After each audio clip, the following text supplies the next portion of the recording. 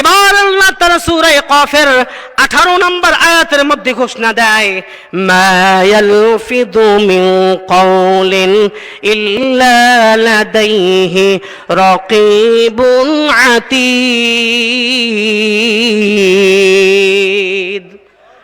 মানুষ যাহা কিছু উচ্চারণ করে না কেন, মানুষের সাথে দুজন অতন্ত্র প্রহরী রয়েছে যারা মানুষের কথাগুলোকে রেকর্ড করতে শুরু করে।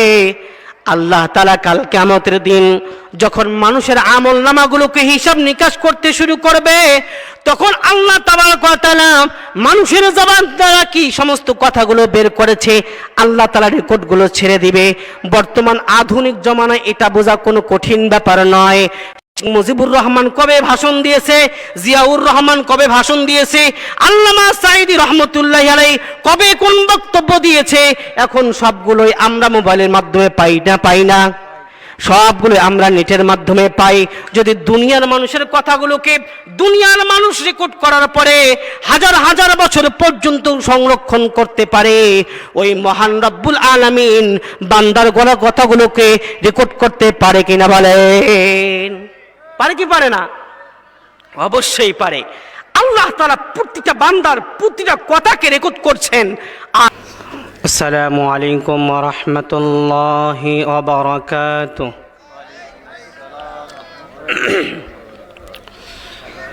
আলহামদুলিল্লাহ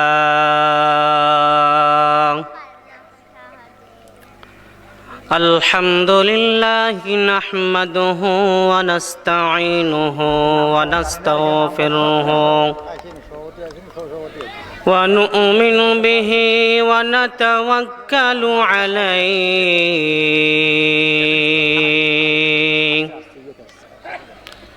ওয়া নাউযু বিল্লাহি মিন শুরুরি আনফুসিনা ওয়া মিন সাইয়্যাতি أعمالنا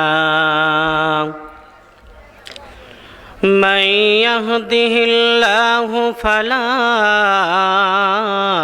مضل له ومن يضلله فلا هادي له وأشهد أن لا إله إلا الله وحده لا شريك له ونشهد أن محمدا عبده ورسوله الذي أرسله الله تعالى بالحق بشيرا ونذيرا وداعيا إلى الله بإذنه وسراجا وقمرا منيرا أما بعد فأعوذ بالله من الشيطان الرجيم بسم الله الرحمن الرحيم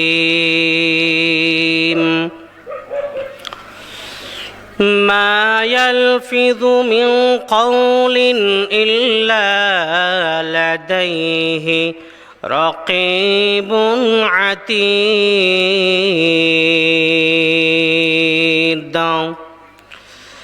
عن سهل بن سعد رضي الله تعالى عنه قال قال النبي صلى الله عليه وسلم من يضمن لي ما بين لحييه وما بين رجليه أزمن له الجنة أو كما قال النبي صلى الله عليه وسلم صدق الله العظيم وصدق رسوله النبي الكريم ونحن على ذلك من الشاهدين والشاكرين والحمد لله رب العالمين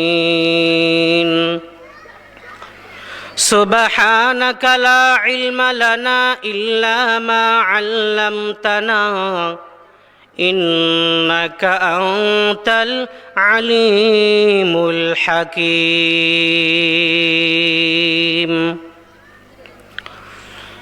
डरते नहीं दुनिया में मुसलमान किसी से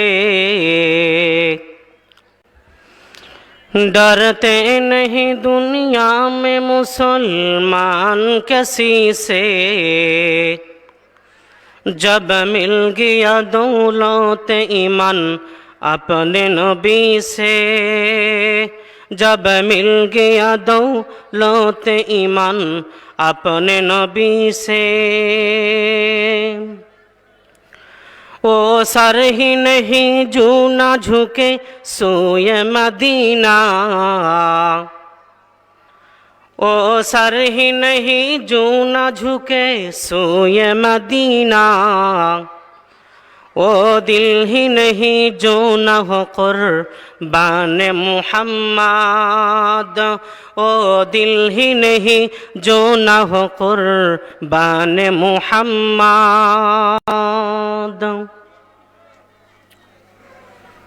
अल्हम्दुलिल्लाह सुम्मा अल्हम्दुलिल्लाह আল্লাহ পাক রব্বুল ইজ্জাতের শুকরিয়া জ্ঞাপন করি যে আল্লাহ পাক রব্বুল ইজ্জাত আপনাদেরকে আমাদের সবাইকে সুস্থ রেখে সবল রেখে আজকের এই মহতীয় জলসায় আসার বসার কিছু কথা বলার ও শোনার তৌফিক দান করছেন। এই জন্য হৃদয়ে ভরা ভালোবাসা নিয়ে কণ্ঠকে ছেড়ে দিয়ে মহান আল্লাহ পাক রব্বুল ইজ্জাতের শুকরিয়া জ্ঞাপন করি, কালিমাতুশ শুকর আদায় করি। সবাই জোরে সোরে বলি আলহামদুলিল্লাহ। এবং সর্বকালের সর্বশ্রেষ্ঠ মহামানব সৈয়দুল মুরসালিন খাতামুন নবীন আশরাফুল আম্বিয়া মুহাম্মদ আরবি তেনার প্রতি মন ভরা ভালোবাসা নিয়ে দরুদ প্রেরণ করি। সবাই বলি সাল্লাল্লাহু আলাইহি ওয়াসাল্লাম। আপনারা আজকের এই মাহফিলে আসতে পেরে খুশি না নারাজ? যদি খুশি হয়ে থাকেন তাহলে জবানটারে ছেড়ে দিয়ে একটা তাকবীর দান তো। নারে তাকবীর, নারে তাকবীর। আজকের মাহফিল সফল হোক, সফল হোক। সম্মানিত হাজরিন, আমি আমার ভূমিকা ছাড়াই আমি আমার বিষয়বস্তুর উপর আলোচনা করতে ইচ্ছুক, কারণ সময় সংক্ষিপ্ত। এই জন্য যদি ভাঙ্গা গলায় কিছু কথা বলি আপনারা আমলের নিয়তে শুনবেন তো ইনশাআল্লাহ? কে কে আমলের নিয়তে শুনবেন ইনশাআল্লাহ? হাত তুলে দেখান তো একটু, দুইটা হাত। নারে তাকবীর। আল্লাহ আমাদের সবাইকে আমলের নিয়তে শোনার তৌফিক দান করেন। সবাই বলে আমিন, আমিন। আল্লাহ কবুল করেন। আমি আপনাদের সম্মুখে সূরা কফের 18 নম্বর আয়াত এবং অসংখ্য হাদিস থেকে একটি হাদিস পাঠ করেছি।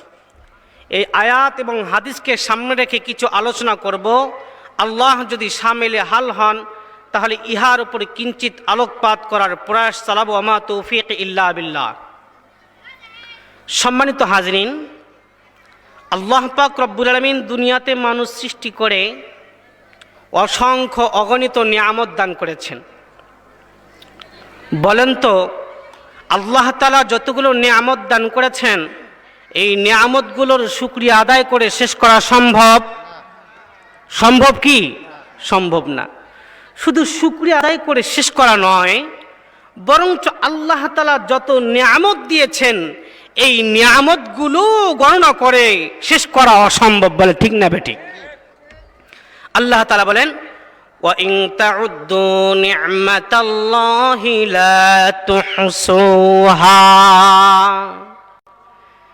এত পরিমাণ আল্লাহ তাআলা নিয়ামত দিয়েছেন, যেই নিয়ামতগুলো গণনা করে শেষ করা সম্ভব না। যদি নিয়ামতগুলোই গণনা করে শেষ করা না যায়, তাহলে শুকরিয়া আদায় করে শেষ করা সম্ভব। তবে শুকরিয়া আদায় করলে আল্লাহ তাআলার পক্ষ থেকে ওয়াদা আছে, লাইন শাকারতুম লাযীদান্নাকুম ওয়া লাইন কাফারতুম ইন্না আযাবি লাশাদীদ। আমার বান্দা বান্দির মধ্যে যারা আমার শুকরিয়া আদায় করবে, আমি তাদের নিয়ামতগুলো অবশ্যই অবশ্যই বাড়িয়ে দেব, বলেন সুবহানাল্লাহ। আর যারা আমার নিয়ামত পাওয়ার পরে অকৃতজ্ঞতা হলো, শুকরিয়া আদায় করলো না, আল্লাহ তাআলা তার নিয়ামত তো ছিনাই নিবে। আরো বলেছেন, ইন্না আযাবি লাশাদীদ, আল্লাহ তাআলার আযাব যে আরো কঠিন ভয়ঙ্কর, এ ব্যাপারে আল্লাহ তাআলা সতর্ক করেছেন। তাহলে নিয়ামত পাওয়ার পর শুকরিয়া আদায় করব না অকৃতজ্ঞ করব? শুকরিয়া আদায় করবো তো ইনশাআল্লাহ। হয়তো মূসা পয়গম্বর, এই কথা বলে আমি আমার বিষয়বস্তুর দিকে যাব। তুর পাহাড়ে কথা বলতে যাচ্ছেন, পথিমধ্যে কিছু হাসের দলের মূসা পয়গম্বরের সাথে সাক্ষাৎ হয়ে গেল। মূসা পয়গম্বরের একটা গুণ ছিল কালিমুল্লাহ, তিনি আল্লাহর সাথে সরাসরি ডাইরেক্ট কথোপকথন করতেন। যখন প্রতিমধ্যে হাসের দল মূসা পয়গম্বরের সাক্ষাৎ পাইল, হাসের দল মূসা পয়গম্বরকে ডেকে বলে, ও আল্লাহর পয়গম্বর মূসা, আপনি তো তুর পাহাড়ে আল্লাহর সাথে কথোপকথন করতে যান, আপনার কাছে একটা আবেদন রয়েছে, এই আবেদন আল্লাহর কাছে পেশ করবেননি? মূসা পয়গম্বর ডাক দিয়ে বলে, ও হাসের দল, তোমাদের আবার কিসের আবেদন আর আরজু রয়েছে বলো দেখি। এবার হাসের দল মূসা পয়গম্বরকে বলে, ও আল্লাহর পয়গম্বর মূসা, আপনি যখন আল্লাহর সাথে কথোপকথন করবেন, তখন আমাদের একটা আবেদন পেশ করবেন। সেটি হলো, আল্লাহ তাআলা অনেক দিন যাবত বৃষ্টি দেয় না, বৃষ্টি না থাকার কারণে আমরা হাসের দল অনেক কষ্টে জীবন যাপন করছি। বলবেন তো আল্লাহ তাআলা কবে আমাদেরকে বৃষ্টি দান করবে? এই জবাবটা শুধুমাত্র আপনি নিয়ে আসবেন। আল্লাহর পয়গম্বর মূসা কালিমুল্লাহ তুর পাহাড়ে গেলেন, আল্লাহর সাথে কথোপকথন করে আবার ফিরতেছেন। পথিমধ্যে আবার ওই হাসের দলের সাক্ষাৎ হয়ে গেল। এবার হাসের দল আবার মূসা পয়গম্বরকে ডাক দিয়ে বলে, ও আল্লাহর পয়গম্বর মূসা, আপনার কাছে যে আবেদন আমরা পেশ করেছিলাম, আল্লাহ তাআলাকে জিজ্ঞাসা করেছিলেননি? মূসা পয়গম্বর কয়, হ্যাঁ আল্লাহকে জিজ্ঞাসা করেছি। তখন হাসের দল বলে, আল্লাহ তাআলা কি জবাব দিলেন? এবার মূসা পয়গম্বর বলে, আল্লাহ তাআলা বলেছেন এত তাড়াতাড়ি আল্লাহ তাআলা বৃষ্টি বর্ষণ করবে না, আরো কিছুদিন পরে বর্ষণ করবে। শায়েখ জাকারিয়া রাহমাতুল্লাহি আলাইহি কিতাবের মধ্যে বর্ণনা করেন, হাসের দল যখন মূসা পয়গম্বরের মুখ থেকে শুনলেন আল্লাহ তাআলা এত তাড়াতাড়ি বৃষ্টি দিবেন না, তখন হাসের দল নিজের মাথাটারে আসমানের দিকে করে দিয়ে শায়েখ জাকারিয়া রাহমাতুল্লাহি আলাইহি লেখেন, আল্লাহ তাআলার শুকরিয়া আদায় করতে শুরু করেছেন, আর আল্লাহ তাআলার পক্ষ থেকে বৃষ্টি বর্ষণ হইতে আর দেরি হয় না। বলেন সুবহানাল্লাহ। মূসা পয়গম্বর কিং কর্তব্য বিমূঢ় হয়ে গেছে।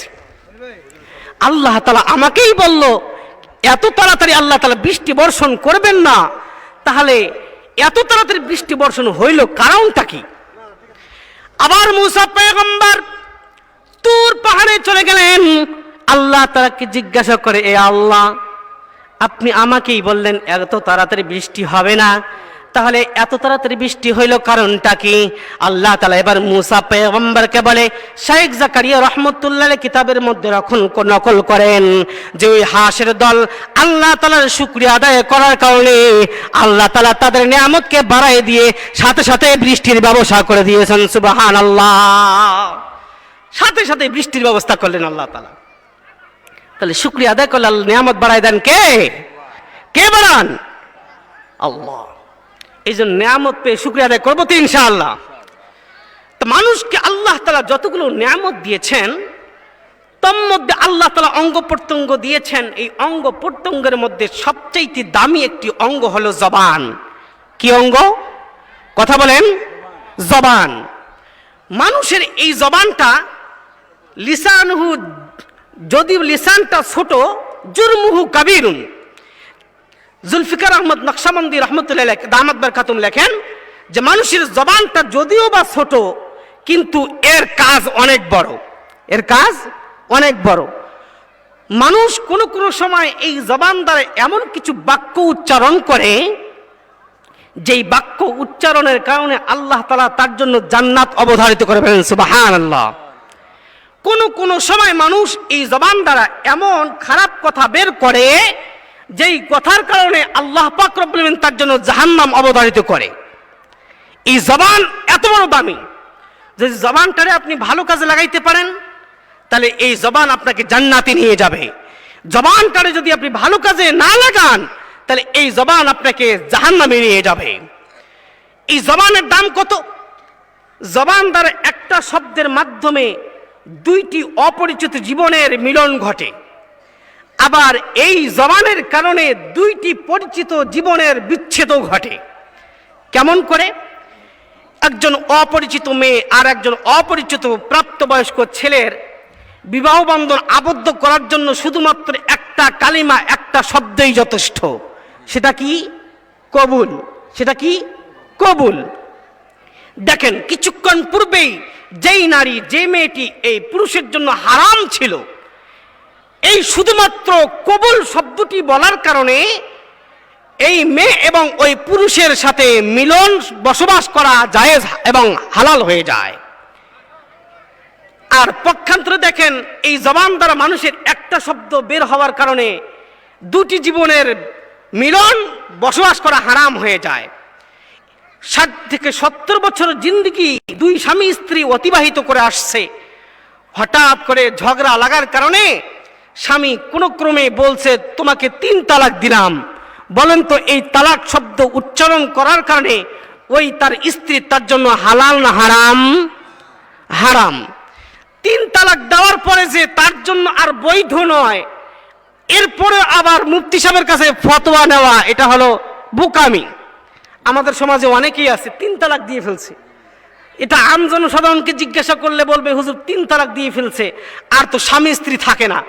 থাকে কি? এটা সাধারণ মানুষই বলতে পারে। এরপরে আবার মুফতি সাহেবের কাছে যায়, হুজুর একটু বৈধ করে দেওয়া যায় না? বৈধ করার কোনো সিস্টেম নাই। আমাদের দেশে যে প্রথা চালু হয়েছে হিলা নামক, হাদিসের মধ্যে আসছে যে হিলা করে এবং করায় উভয়ের উপর লানত, অভিশপ্ত আল্লাহ তাআলার লানত নাজিল হয়। এই যে হিলা করা জায়েজ নাই।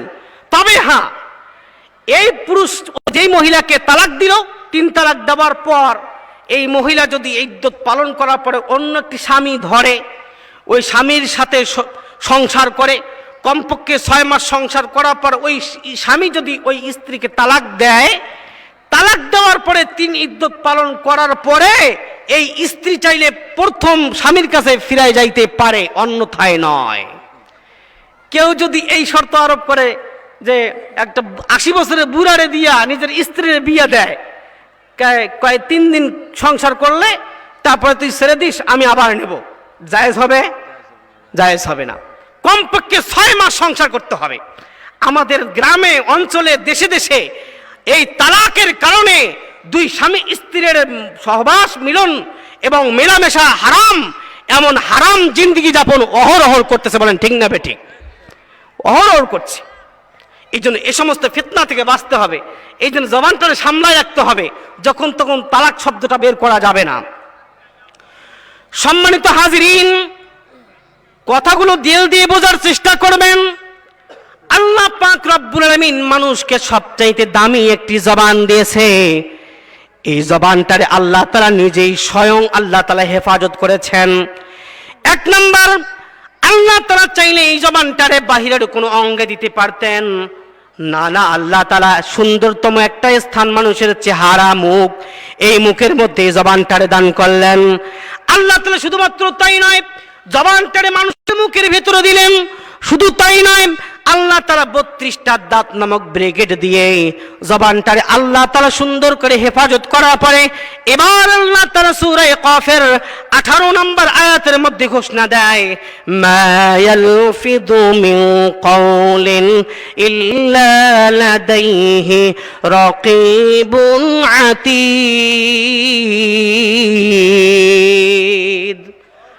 মানুষ যাহা কিছু উচ্চারণ করে না কেন, মানুষের সাথে দুজন অতন্ত্র প্রহরী রয়েছে যারা মানুষের কথাগুলোকে রেকর্ড করতে শুরু করে।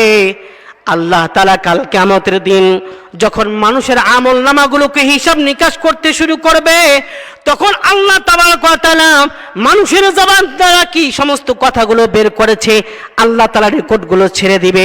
বর্তমান আধুনিক জমানায় এটা বোঝা কোনো কঠিন ব্যাপার নয়। মুজিবুর রহমান কবে ভাষণ দিয়েছে, জিয়াউর রহমান কবে ভাষণ দিয়েছে, আল্লামা সাঈদী রহমতুল্লাহি আলাইহি কবে কোন বক্তব্য দিয়েছে, এখন সবগুলোই আমরা মোবাইলের মাধ্যমে পাই না, সবগুলো আমরা নেটের মাধ্যমে পাই। যদি দুনিয়ার মানুষের কথাগুলোকে দুনিয়ার মানুষ রেকর্ড করার পরে হাজার হাজার বছর পর্যন্ত সংরক্ষণ করতে পারে, ওই মহান রব্বুল আলামিন বান্দার গলা কথাগুলোকে রেকর্ড করতে পারে কিনা বলেন? পারে কি পারে না? অবশ্যই পারে। আল্লাহ তাআলা প্রতিটা বান্দার প্রতিটা কথাকে রেকর্ড করছেন। আর কাল কিয়ামতের দিন যখন হিসাব নিকাশ শুরু হয়ে যাবে, আপনার সামনে রেকর্ড ছেড়ে দিবে আর বলবে, বান্দা তুমি দুনিয়াতে তোমাকে জবান দিয়েছিলাম, তুমি কালামুল্লাহ তেলাওয়াত করো নাই, তোমাকে জবান দিয়েছিলাম মানুষকে সৎ উপদেশ দেওয়ার জন্য, তুমি তা করো নাই, শুধুমাত্র জবানটারে মানুষের গালিগালাজ করেছো, জবান দিয়ে মানুষের গীবত করেছো, জবান দিয়ে মানুষের পরনিন্দা করেছো, জবান দিয়ে মানুষের নামে অপবাদ দিয়েছো। নাও তোমার এই রেকর্ডগুলো তুমি নিজেই শুনে নাও। এটাই আল্লাহ তাআলা বলেন, মা ইয়ালফিযু মিন কাওলিন ইল্লা লাদাইহি রাকীবুন আতীদ। এখন চিন্তা করে দেখেন, আপনি জীবনে আপনার জবান দ্বারা কতগুলো ফাহিশা কথা বলছেন, সব রেকর্ড হয়ে গেছে, সব রেকর্ড হয়ে গেছে। কতজনকে গালি দিয়েছেন, কতজনকে গালি দিয়েছেন, এই জবান দ্বারা মানুষকে কষ্ট দিয়েছেন, এই কষ্টের ঋণ কিভাবে শোধ করবেন? হাদিসের মধ্যে আসছে, বুখারী শরীফের 10 নম্বর হাদিস, আল মুসলিমু মান সালিমাল মুসলিমুনা মিন লিসানিহি ওয়া ইয়াদিহি। প্রকৃত মুসলমান ওই ব্যক্তি যার জবান এবং হাত থেকে অপর মুসলমান নিরাপদ থাকে। আমার মতো মুসলমান থেকে কতজন নিরাপদে আছে? হয়তোবা জবান থেকে নিরাপদ নাই, হয়তোবা হাত থেকে নিরাপদ নাই। জবান দিয়ে কাউকে গালিগালাজ করেছি, হাত দ্বারা কাউকে আমি মায়ের দিয়েছি, আমার থেকে অন্য মুসলমান নিরাপদে নাই। তাহলে আমি প্রকৃত মুসলমান কিভাবে হলাম? কিন্তু আমি আমাকে প্রকৃত মুসলমান হিসাবে দাবি করি। গালি দেই না? গালি দিয়ে থাকি। এই জন্য মুসনাদে আহমদের 9675 নম্বর হাদিসের মধ্যে আল্লাহ নবী বলেন, একজন মহিলার ব্যাপারে সাহাবায়ে কেরাম আল্লাহ নবীর কাছে নালিশ করছেন, ইয়া রাসূলুল্লাহ, ইয়া হাবিবাল্লাহ, আমাদের গ্রামে একজন মহিলা আছে, যেই মহিলা বেশি বেশি নামাজ আদায় করে, সদকাও বেশি বেশি করে, আবার হজও করে, যাকাতও দেয়। কিন্তু হুজুর, ওই মহিলার একটা সমস্যা হলো, ওই মহিলাটা যখন এই সকাল হয়ে যায় তার জবান থেকে প্রতিবেশী কখনো নিরাপদ থাকে না। আল্লাহ নবী বললেন, ওই মহিলা নামাজ পড়াটাও ব্যর্থ, তার রোজা রাখাটাও ব্যর্থা, তার হজ করাটাও ব্যর্থা, তার সদকা করাটাও ব্যর্থা। ওই মহিলা রেখে রাখো জাহান্নামী। বলেন নাউজুবিল্লাহ। কি বলছেন? সব করে, কিন্তু সকালবেলা হলে তারা পাড়া প্রতিবেশী যে সমস্ত লোক আছে জবান থেকে আর নিরাপদ থাকে না, সারাদিন গালিগালাজ করে, মানুষকে বকাঝড়া করে, হের গীবত গায়, হের পরনিন্দা করে, অপবাদ দেয়, এটার মধ্যে লিপ্ত থাকে। আল্লাহ নবী বলেন, এ যাই কিছু করুক না কেন, এ জাহান্নামী। পক্ষান্তরে সাহাবায়ে কেরাম আর একজন মহিলার কথা বললেন, ইয়া রাসূলুল্লাহ, ইয়া হাবিবাল্লাহ, আমাদের গ্রামে আরেকজন মহিলা আছে, যেই মহিলা বেশি নামাজ কালাম পড়ে না, বেশি সদকাও করতে পারে না, টাকা পয়সার অভাবে মানুষকে দান সদকাও করতে পারে না, হজও করতে পারে নাই, নফল রোজাও বেশি রাখতে পারে না। কিন্তু ইয়া রাসূলুল্লাহ, ইয়া হাবিবাল্লাহ, আমরা দেখেছি ওই মহিলার জবান থেকে প্রতিবেশীরা নিরাপদ থাকে।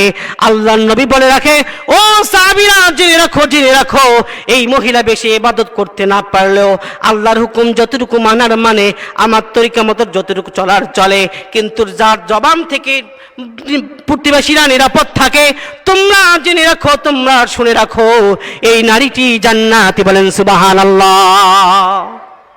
একজন মহিলা এই জবানের হেফাজত করা করে জান্নাতি, আর একজন মহিলা এই জবানের হেফাজত না করার কারণে জাহান্নামী। আমাদের গ্রাম অঞ্চলের মারা বলবে, হুজুর শুধু এই মহিলার এই অপবাদ গাইতেছে। কারণ আছে, আল্লাহর হাবিব মুহাম্মদ আরবি সাল্লাল্লাহু আলাইহি সাল্লাম যখন জাহান্নাম ভ্রমণ করে দুনিয়াতে চলে আসলেন, সংক্ষিপ্ত বলি, আল্লাহর নবী বলছেন, আমি মহিলাদেরকে জাহান্নামে বেশি দেখেছি। তখন সাহাবিয়া মহিলারা জিজ্ঞাসা করলেন, ইয়া রাসূলুল্লাহ, মাদা, কি কারণে আমাদেরকে বেশি দেখলেন? আল্লাহর নবী বললেন, তুকসিরুল লানা ওয়া তুকফিরনাল আশির। এই সমস্ত মহিলারা তারা বেশি বেশি লানত দেয় জবান দ্বারা, আর স্বামীর অকৃতজ্ঞতা জ্ঞাপন করে। এই জন্য মহিলাদেরকে আমি জাহান্নামে বেশি দেখেছি। বলেন নাউজুবিল্লাহ। কি দেখেছে? জাহান্নামের বেশি দেখেছে, কারণ তারা বেশি বেশি লানত দেয়, সন্তানদেরকে অভিশাপ দেয়, স্বামীকে অভিশাপ দেয়, গায়ে পোকা হয়ে মরবি, বলে কি বলে না?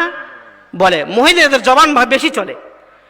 এই জন্য মা বোনদেরকে বলবো, মা ও বোনেরা, আপনাদের জবানকে সামলায় রাখতে হবে। আল্লাহর নবী বলেছেন, আপনাদেরকে জাহান্নামে বেশি দেখেছে, কারণ আপনাদের জবান অসৎ কাজে ব্যবহার হয়। দুই মহিলা একখানে হইলেই কার যে এই যে গীবত গাওয়া শুরু করে, আর বলার শেষ নেই। আপনাদের দিকে কম হতে পারে, আমাদের ওই দিকে বেশি, নীলফামারী এলাকায় বেশি আছে। দুইজন মহিলা, একজন মহিলার চুল বেছে দিচ্ছে, চুলে উকুন বেছে দেয়। আপনাদের কি বলে? উকুন মেরে দেয়। উকুন মেরে দিচ্ছে, আর একে অপরের জানিস অমুক স্বামীটা কেমন জানিস নি, হ্যাঁ খালি মারে, হ্যাঁ এর স্বামীটা লেটো বটোর করে, খালি এগুলো কথায় বলে। এই জন্য মায়েদের জবানটাকে সামলায় রাখতে হবে। শুধুমাত্র মাদের জন্য নয়, দুইজন পুরুষ যদি চায়ের দোকানে একখানে বইয়া যায়, চায়ের দোকানটারে হাইকোর্ট আর জজ কোর্ট বানাইয়া ফেলে। আছে না নাই?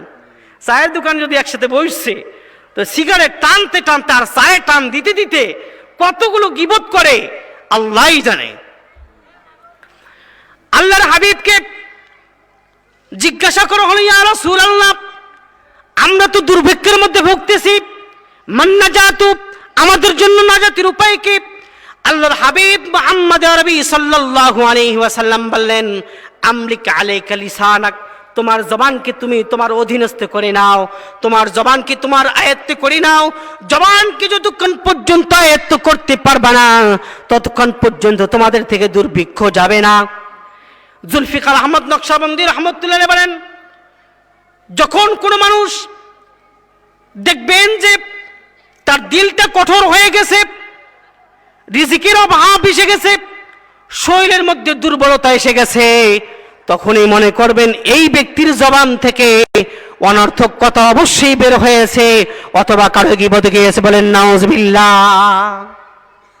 আমাদের সদা সর্বদাই জবান দ্বারা এত পরিমাণ গুনাহ হয়, এটাকে অভিযান চালায়া দেখা গেছে যে মানুষ প্রতি মিনিটে 60% মানুষ মিথ্যা কথা বলে। বলে নাউজুবিল্লাহ। আর মোবাইল এসে তো দুনিয়াতে আরো মিথ্যা আর জবানের অপপ্রচার, জবানের অপব্যবহার চলেই চলছে।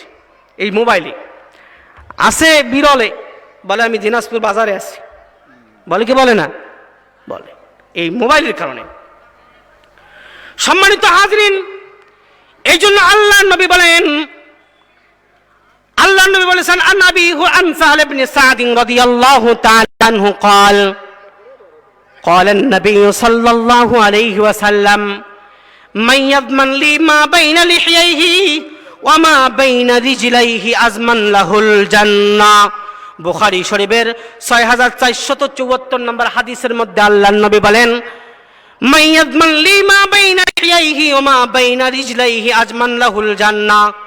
কোন মুমিন বান্দা যদি দুই চোয়ালের মাঝখানের অঙ্গ জবান আর দুই রানের মাঝখানের স্থানের অঙ্গ গুপ্তাঙ্গ, এই দুইটি জিনিসের হেফাজতের দায়িত্ব নিতে পারে, আল্লাহর হাবিব বলেন আজমান লাহুল জান্নাহ, আমি তার জান্নাতে যাওয়ার জিম্মাদারি নিলাম। কয়টি জিনিসের হেফাজত? দুইটি জিনিসের হেফাজত। কয়টি জিনিসের? দুইটি জিনিসের। এক নাম্বার হলো দুই চোয়ালের মাঝখানের জবান, এই জবানের হেফাজত। আর একটা হলো দুই রানের মাঝখানের স্থান গুপ্তাঙ্গ, এই গুপ্তাঙ্গের হেফাজতের দায়িত্ব কেউ যদি নেয়, আল্লাহর নবী বলেন যে এই দুইটা জিনিসের হেফাজত করবে, আমি তার জান্নাতে যাওয়ার জিম্মাদারি নিলাম। বলেন সুবহানাল্লাহ। এখন এই জবানের হেফাজত তো নাই। আল্লাহর নবীর জামানায় আল্লাহর নবী মসজিদে নববীতে বসে আছেন, সাহাবায়ে কেরাম এসে বলছেন, ইয়া রাসূলুল্লাহ, ইয়া হাবিবাল্লাহ, মসজিদে নববীর বাহিরে দুইজন মহিলা রোজা রেখেছেন এবং তাদের খুব কষ্ট হইতেছে। আল্লাহর হাবিব বলে তাদেরকে ডেকে নিয়ে আসুক। আল্লাহর হাবিব মুহাম্মদ আরবি সাল্লাল্লাহু আলাইহি ওয়াসাল্লাম ওই দুই মহিলাকে ডেকে নিয়ে আসলাম। ডেকে নিয়ে আসার পরে আল্লাহর নবী বললেন, তাদের দুইজনের সামনে তোমরা দুইটা বাটি দিয়ে দাও। তাদের দুইজনের সামনে দুইটা বাটি দেওয়া হলো। এবার ওই দুই মহিলাকে বলা হলো, তোমরা দুইজনেই এই দুই বাটির মধ্যে বমি করো। যখন ওই দুই মহিলা ওই দুই বাটির মধ্যে বমি করে দিল, তাদের বমির সাথে রক্ত, পুষ আর গোস্তের মাংসের টুকরা পাওয়া গেল। এবার সাহাবায়ে কেরাম জিজ্ঞাসা করলো, ইয়া রাসূলুল্লাহ, ইয়া হাবিবাল্লাহ, তাদের বমির সাথে রক্ত পুষ বের হওয়ার কারণটা কি? আল্লাহর হাবিব বললেন, শোনো শোনো সাহাবীরা, এই দুই মহিলা সারাদিন রোজা রেখেছে ঠিকই, সেহরি খেয়েছে হালাল রুজি দ্বারা ঠিকই, কিন্তু যখন তারা সকাল হয়েছে, সকাল থেকে সন্ধ্যা পর্যন্ত মানুষের গীবত করেছে, মানুষের পরনিন্দা করেছে, মানুষের নামে অপবাদ দিয়েছে, এই জন্য তাদের রোজাটাও কষ্টকর হয়ে গেছে। আর যখন তারা বমি করেছে, তাদের বমির সাথে রক্ত, পুষ আর গোস্তের মাংসের টুকরা বের হয়ে গেছে। বলেন নাউজুবিল্লাহ। মানুষের গীবত করলে যে মানুষের জিন্দা মানুষের, মরা মানুষের গোস্ত খাওয়ার মতো হয়, এই হাদিস তার প্রমাণ বহন করে। আমরা তো গীবত গাইতে কোনো ধরনের দ্বিধাই করি না। আর এখন মহিলাদের জবান তো হাট বাজারে বেশি চলে। হাট বাজার বেশি চলে না এখন। আর মার্কেট পুরুষ করে না, মার্কেট মহিলারা করে। মার্কেট কে করে? মহিলারা করে। পুরুষ বাড়িতে বাচ্চা সামলায়, মহিলাদেরকে মার্কেট করতে দেয়, মহিলাদেরকে মার্কেটে যাইতে দেয়। যদিও বা স্বামী সাথে থাকে, কিন্তু স্বামী কথা বলে না দোকানদারের সাথে। স্বামীকে বলে, যাও, তুমি কথাই বলতে পারো না, দাম দর করতে হলে আমার মতো দাম দর করো। মহিলা তখন দাম দর করে, স্বামীকে কথা বলতে হয় না। কিয়ামতের আলামত এসে গেছে, তাই তো ঘরের নারী রাস্তায় নেমেছে। কিয়ামতের আলামত এসে গেছে, তাই তো ঘরের নারী রাস্তায় নেমেছে। বোরকা পরা বোরকা ছাড়া হাট বাজারে ঘোরে তারা, ঠিক না বে ঠিক? বোরকা পরা বোরকা ছাড়া হাট বাজারে ঘোরে তারা, কেউ বা আবার বোরকা পরে মুখটা খোলা রেখেছে। কিয়ামতের আলামত এসে গেছে, তাই তো ঘরের নারী রাস্তায় নেমেছে। মাছ বাজারে কথা বলে মাছওয়ালার সাথে, স্বামী তাহার আছেন পাশে ব্যাগটা নিয়ে হাতে। মাছ বাজারে কথা বলে মাছওয়ালার সাথে, স্বামী তাহার আছেন পাশে ব্যাগটা নিয়ে হাতে। স্বামী নেয় মাছটা তুলে, স্ত্রী দেয় টাকা গনে। স্বামী নেয় মাছটা তুলে, স্ত্রী দেয় টাকা গনে। স্বামী যেন স্ত্রীর চাকর হয়েছে। কিয়ামতের আলামত এসে গেছে, তাই তো ঘরের নারী রাস্তায় নেমেছে। কিয়ামতের আলামত এসে গেছে, তাই তো ঘরের নারী রাস্তায় নেমেছে। ঠিক না বেঠি? আমাদের দেশের এই অবস্থা। এই জন্য জবানের হেফাজত প্রত্যেকটা পুরুষ, প্রত্যেকটা নরনারীর জন্য অবধারিত। এই জবানের হেফাজত যদি করতে না পারি, এই জবান আমাকে জাহান্নামে নিয়ে যাবে। আর জবানে যদি হেফাজত করতে পারি, এই জবান আমাকে জান্নাতে নিয়ে যাবে। সম্মানিত হাজিরিন, এই জন্য হাদিসের মধ্যে আসছে, যখন সকাল হয়ে যায় সমস্ত অঙ্গ প্রত্যঙ্গগুলো জবানের কাছে আবেদন করে, ও জবান, তুমি আমাদের কেন্দ্র, তুমি যদি ঠিক থাকো আমরা ঠিক থাকবো, তুমি যদি নষ্ট হয়ে যাও আমরা নষ্ট হয়ে যাব, তুমি নষ্ট হইও না, আমাদেরকে নষ্ট করিও না। কারণ মানুষ যখন কথা বলে, জবান দ্বারা মানুষের সাথে সর্বপ্রথম কথা বলে, মানুষ যখন মানুষকে গালিগালাজ করে, যখন জবান দ্বারা প্রথম ইউজ করে, প্রথম ব্যবহার করে, এরপরে মানুষ হাত ব্যবহার করে। এই জন্য জবানের ব্যবহার করার কারণে আমি জাহান্নামী যেন না হয়, জান্নাতি যেন হয়, এদিকে খেয়াল করতে হবে। আল্লাহ তাআলা আমাকে নিয়ামত জবান দিয়েছেন, এটা হেফাজত করার দায়িত্ব আল্লাহ তাআলা দিয়েছেন। মা ইয়ালফিযু মিন কাওলিন ইল্লা লাদাইহি রাকীবুন আতীদ। কারণ আমি যাহা কিছু বলবো না কেন সব কিছু আমার রেকর্ড হয়ে যাবে, আর কাল কিয়ামতের দিন আমার কথাগুলোকে ছেড়ে দেওয়া হবে। আমি খারাপ কথা বলেছি নাকি আমি ভালো কথা বলেছি, যদি ভালো কথা বলে থাকি আল্লাহ তাআলা এই ভালো কথার প্রতিদান হিসাবে আমাকে আল্লাহ তাআলা জান্নাত দান করবেন। আর একটা কথা বলে আমি শেষ করে দিয়ে দেব।